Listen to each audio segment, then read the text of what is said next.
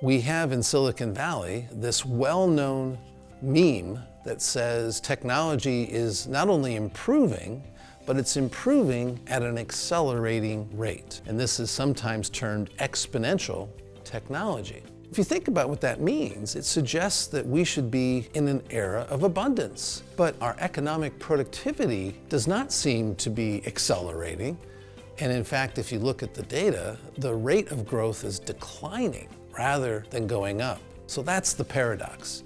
Technology is advancing at an accelerating rate, and our economic productivity isn't. If open innovation is so great, why aren't we seeing improvements in economic productivity?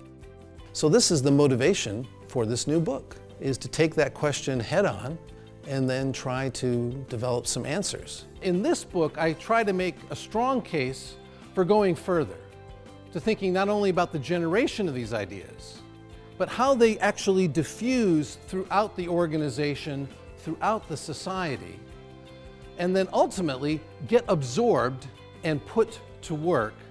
And it's only when we complete all three of these steps that we're really going to see results from innovation in general and open innovation in particular. The message of this book is to invest in the whole innovation infrastructure. So it isn't enough just to pump more money into our labs to generate technology. We also need to disseminate this knowledge very, very widely. So that could be through open source tools. That could be through intellectual commons. It could be through more universities graduating more students who then go out in the world to take this knowledge with them. And then there's the absorption.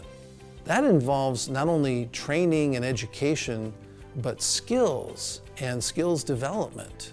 Whether that's coding for software or statistics. So all of this, the generation, the dissemination, and the absorption are necessary to get our economic productivity growth back to where it used to be.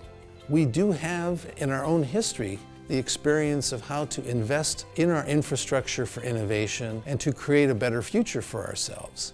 Unfortunately, we've lost that formula in the last 3 decades, and part of the message of my book is to get back to what we were doing before.